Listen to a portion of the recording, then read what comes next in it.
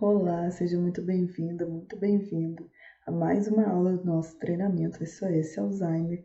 Hoje nós vamos continuar conversando sobre os cuidados gerais e o tema específico, na verdade são dois temas.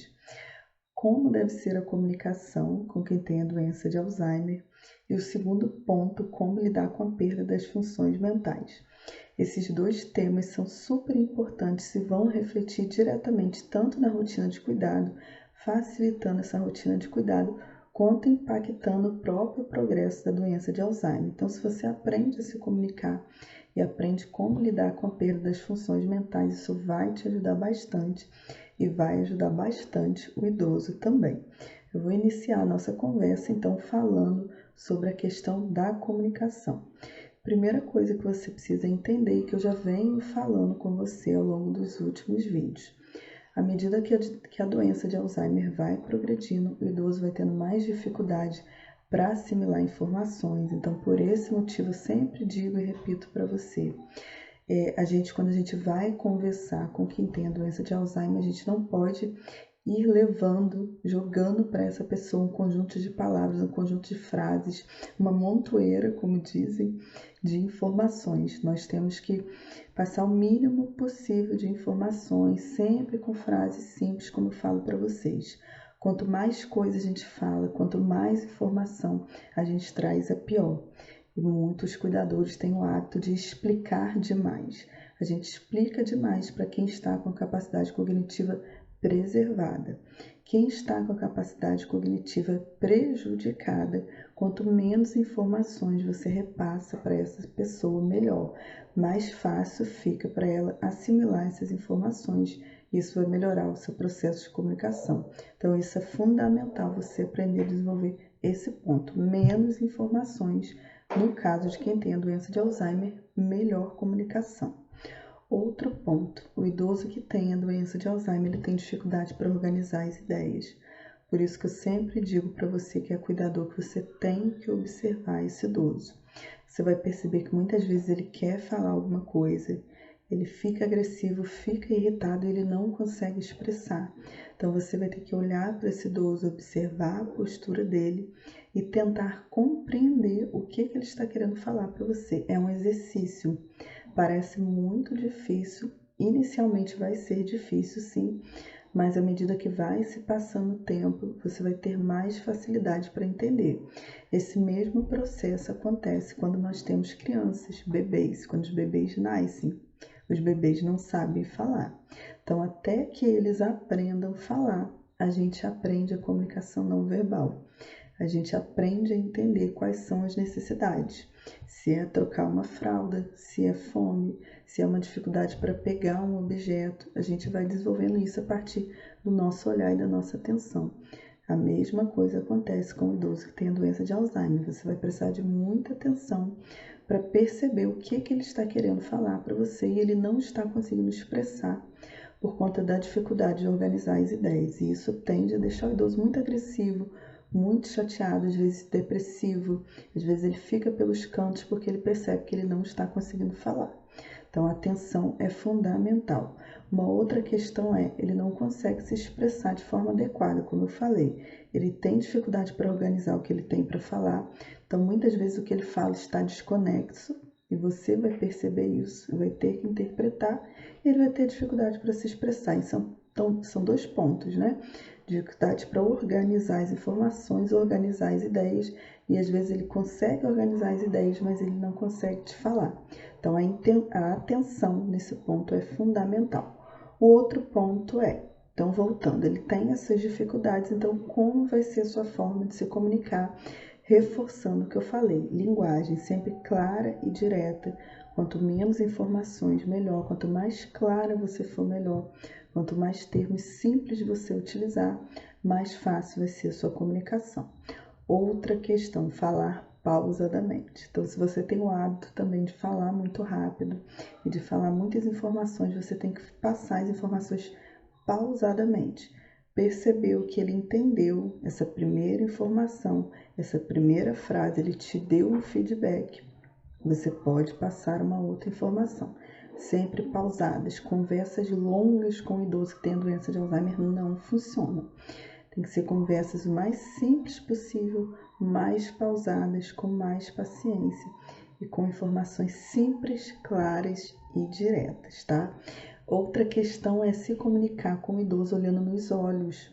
Como eu já tenho falado nos outros vídeos, quanto mais a doença avança, quanto mais a progressão, mais dificuldade ele vai ter para lidar com as palavras. Então, de fato, você tem que lidar com a linguagem não verbal. Então, ele tem que olhar para você e, por exemplo, perceber que você ama, que você o ama, perceber que ele pode ficar seguro com você, perceber que você, de fato, vai se manter ao lado dele, independente de qualquer coisa. Então, é muito importante aprimorar essa comunicação não verbal com o olhar. Crianças, quando nascem, também a gente se comunica com o olhar. E é dessa forma que a gente tem que se comunicar com o idoso também. Ele tem que olhar para a gente e entender o que nós estamos querendo dizer.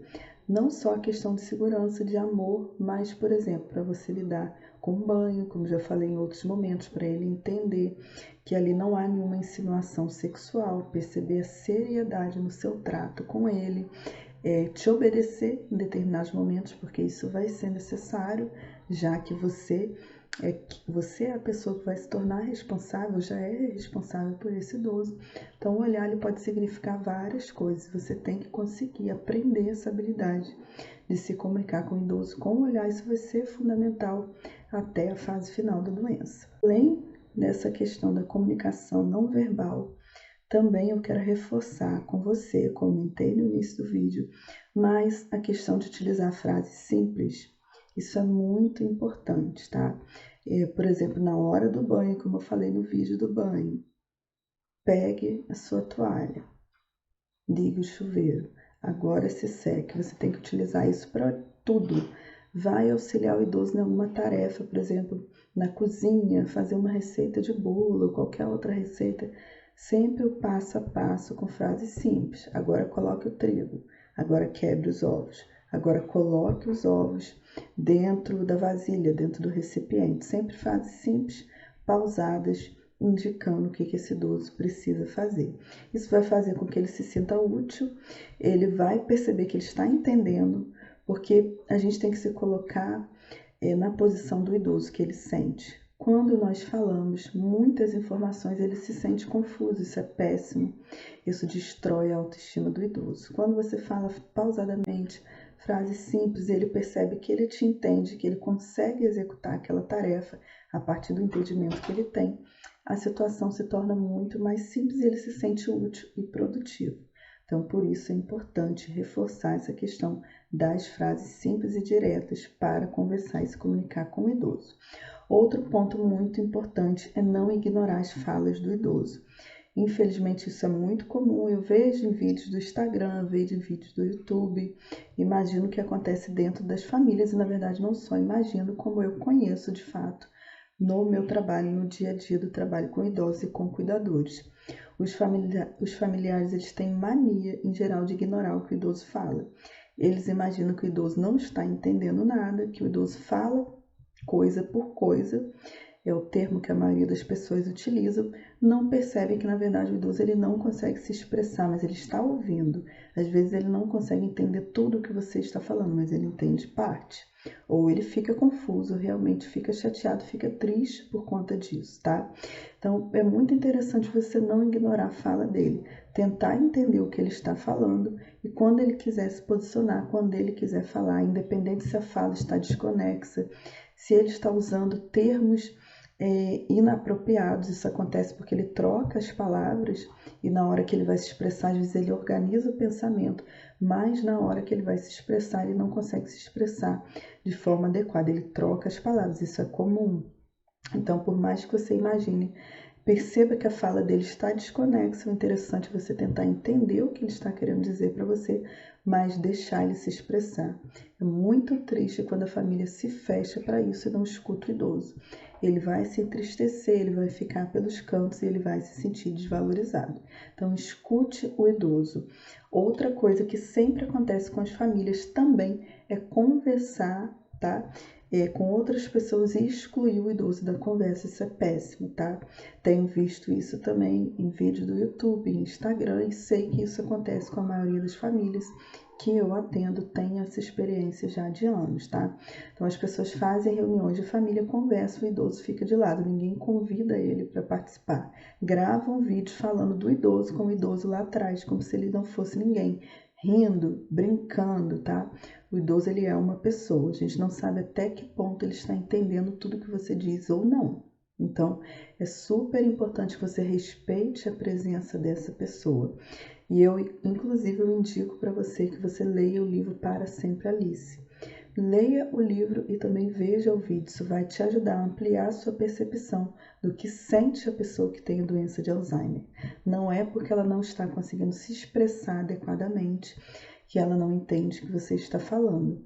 Não é porque ela está ali quietinha que ela não está ouvindo o que você está falando, que ela não se entristece com o fato de não participar. Então, inclua o idoso sempre nas conversas e incentive a participação dele ao invés de deixar o idoso de lado, que é o que a maioria das pessoas fazem, tá bom? Um outro ponto que nós temos para conversar hoje é como lidar com a perda das funções mentais. E aí é interessante que você saiba o seguinte: quando você aprende a lidar com a perda das funções mentais, você evita que esse idoso se sinta constrangido e você também desacelera a progressão da doença, lembrando sempre que o idoso ele precisa ser incentivado, ser estimulado a trabalhar a questão da função cognitiva para poder a doença realmente ela progredir de forma mais lenta. E nós vamos falar sobre os exercícios cognitivos na próxima aula, mas já é interessante que você entenda desde já. Não é legal o cuidador ele tirar do idoso a possibilidade de fazer tarefas simples.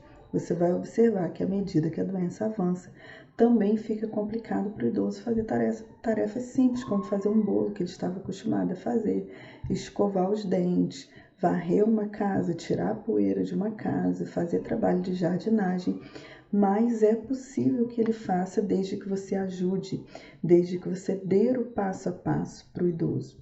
E o que a gente vê com os cuidadores é, por conta da quantidade enorme de atividades que esse cuidador tem que fazer, o cuidador fica sem paciência e ele quer fazer as coisas pelo idoso.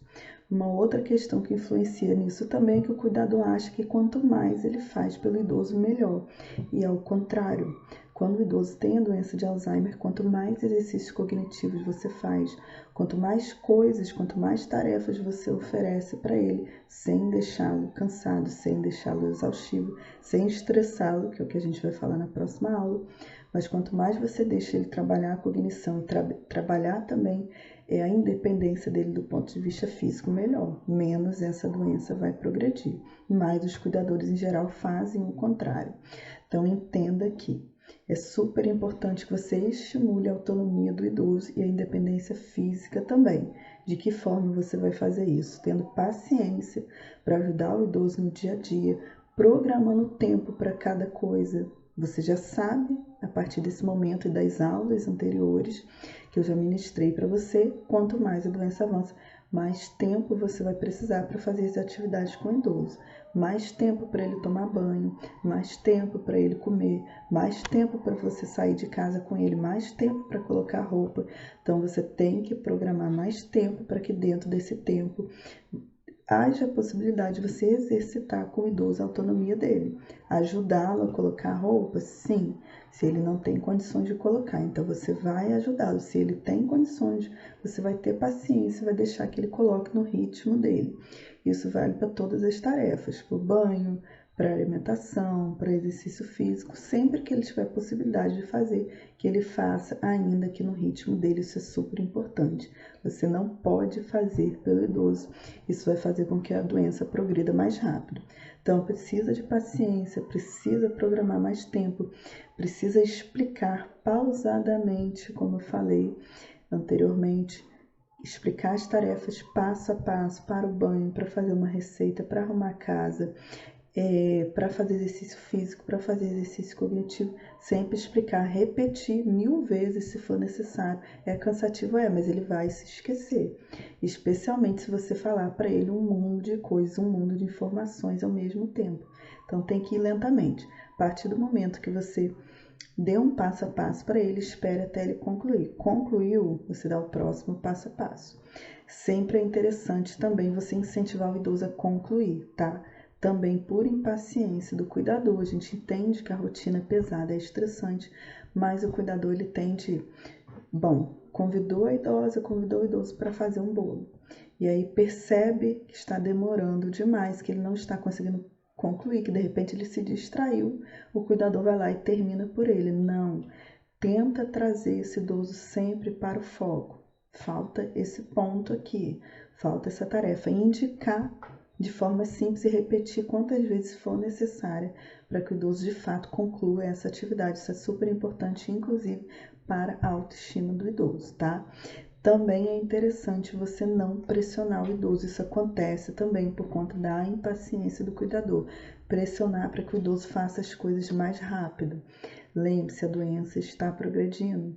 Ele não tem condições mais de fazer as coisas na agilidade que ele fazia antes. É triste, é chato, precisa de bastante paciência, precisa. Nossa, eu sei, conheço a rotina de cuidador, mas é respirar fundo e prosseguir. Então não pressione. Quanto mais você pressiona, mais o idoso percebe que ele está com dificuldade, mais ele se sente inválido, mais ele se sente improdutivo e ele vai acabar desistindo de executar essa tarefa. Então tenha paciência, não pressione, tá?